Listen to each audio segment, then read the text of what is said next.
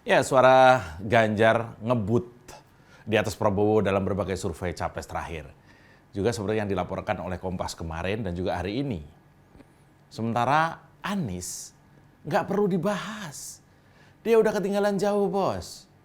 Elektabilitas Ganjar yang makin kuat itu adalah bukti kalau dia memang ada di dalam hati masyarakat kita. Nah, elektabilitas Ganjar menurut survei Litbang Kompas kemarin itu ada di peringkat 1 dengan perolehan 25,3%. Jauh di atas Prabowo, Anies, Sandiaga Uno, Ridwan Kamil, apalagi AHY. Iya, tonton sampai kelar ya, terutama pendukung Prabowo. Salam letak. Mau kemana kawan, tanpa arah tujuan, cari masalah rawan, urus saja masa depan. Halo kawan, jangan ikut Taliban. Mau kemana kawan, tanpa arah tujuan, cari masalah rawan. Letak. Suara buat Ganjar makin kuat menjelang 2024. Ya kelihatannya PDI Perjuangan tuh nggak punya pilihan lain selain memberi Ganjar mandat untuk maju ke Pilpres 2024. Selain itu, suara untuk Prabowo juga masih terus bercokol di bawah Ganjar, mepet terus nih. Juga hampir di semua lembaga survei kredibel.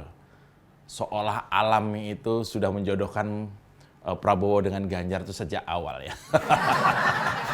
Ya meski Prabowo adalah tokoh lama, tapi masih banyak suara-suara pemilih yang simpati ke Prabowo ini. Sebenarnya banyak orang yang berspekulasi soal kemungkinan PDI Perjuangan dan juga Gerindra bakal berkoalisi. Akibat yaitu tadi, suara Ganjar dan juga Prabowo yang muncul terus di berbagai survei.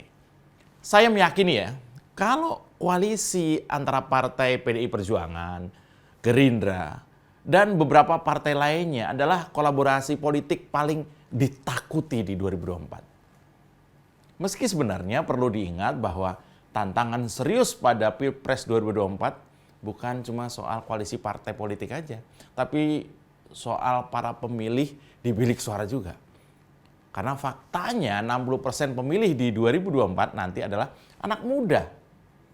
Suara pemilih muda akan jadi penentu utama di Pilpres 2024. Lebih dari separuh, bayangkan. Tapi dari nama besar di bursa capres, siapakah yang pantas kira-kira mewakili dunia orang muda? Ya dari nama-nama dalam bursa capres, Prabowo dan Ganjar itu selalu dominan kan. Prabowo sendiri sudah berturut-turut gagal di pemilu 2009, 2014, dan 2019. Tapi dia tetap digadang-gadang untuk memimpin republik ini. Banyak orang fokus melihat kisah gagalnya Prabowo, tapi mereka lupa kalau Prabowo adalah sosok berpengalaman dan politisi hebat serta punya visi persatuan. Tapi untuk maju sebagai presiden nampaknya faktor-faktor yang harus dipertimbangkan ya Prabowo nih ya. Yang pertama adalah soal usianya. Prabowo pada 2024 nanti genap berusia 74 tahun. 74 tahun ya, sebuah usia yang nggak lagi muda untuk melakukan tugas berat sebagai presiden memang. Beban kerja seorang presiden dari negara sebesar Indonesia pun sangat berat untuk seorang yang berusia 74 tahun. Presiden Jokowi mungkin acuan paling sempurna dari kerja keras seorang presiden. Bahkan Pramono Anung saja mengakui bahwa Pak Jokowi adalah workaholic yang nggak bisa diem dan selalu pergi-pergi keliling Indonesia, belusukan dan seterusnya.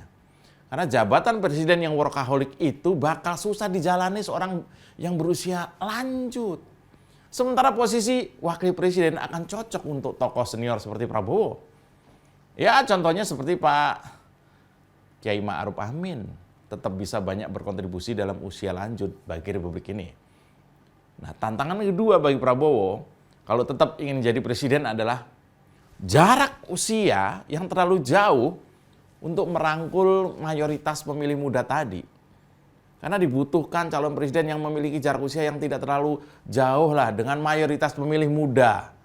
120 juta orang pemilih muda adalah penentu utama keberhasilan seorang calon presiden pada 2024 nanti.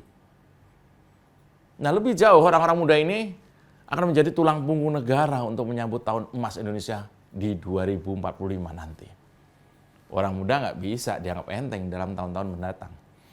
Prabowo yang berusia 74 tahun akan sulit merangkul dan mendapatkan simpati dari anak-anak muda ini. Meski di seluruh dunia muncul tren pemimpin-pemimpin yang berusia lanjut ya.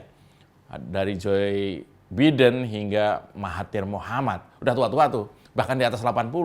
Tapi di Indonesia sendiri itu nggak mustahil lah. Karena fakta bahwa pemilih terbesar di 2024 adalah pemilih muda. Prabowo usianya 74 tahun ini akan sulit menghadapi generasi baru yang usianya di bawah 40 tahun. Gapnya tuh sampai 40 tahunan juga kan. Bayangkan kalau rata-rata usianya 25 tahun. Prabowo 74 tuh gapnya hampir 50 tahun. Dibanding Prabowo, Ganjar jelas sudah biasa bergaul dan nongkrong dengan anak-anak muda. Ganjar yang berusia 56 tahun pada 2024 akan lebih cocok untuk merangkul anak-anak muda. Apalagi ia sangat aktif di media sosial, low profile, mudah dijangkau, dan jadi idola orang muda. Jutaan follower aktif Ganjar di berbagai sosial media adalah anak muda. Nah, berhasilnya dialog Ganjar dengan mereka adalah bukti Ganjar bisa memenangkan hati mayoritas pemilih muda di 2024 yang akan datang. Ya, tahun depan tampaknya posisi paling cocok untuk Prabowo adalah memang wakil presiden. Prabowo bisa mendampingi Ganjar yang namanya makin menguat sebagai calon presiden. Kalau lihat itu, Prabowo sebagai wapres tentu akan lebih santai, rileks, nggak terlalu terbeban dengan teladan workaholiknya ala Jokowi. Nggak marah-marah, ya gitulah kira-kira ya. Handphone awet, ya kan? Nah, Prabowo sebenarnya punya kapasitas intelektual yang besar. Dan tentu saran dan gagasannya akan berguna untuk menyelesaikan banyak masalah. Prabowo harus diakui sebagai politisi senior yang bertahan sejak reformasi loh. Ia akan sangat pas kalau berdampingan dengan Ganjar yang punya basis massa dari berbagai kalangan. Dari desa sampai kota, dari usia senior sampai yang muda.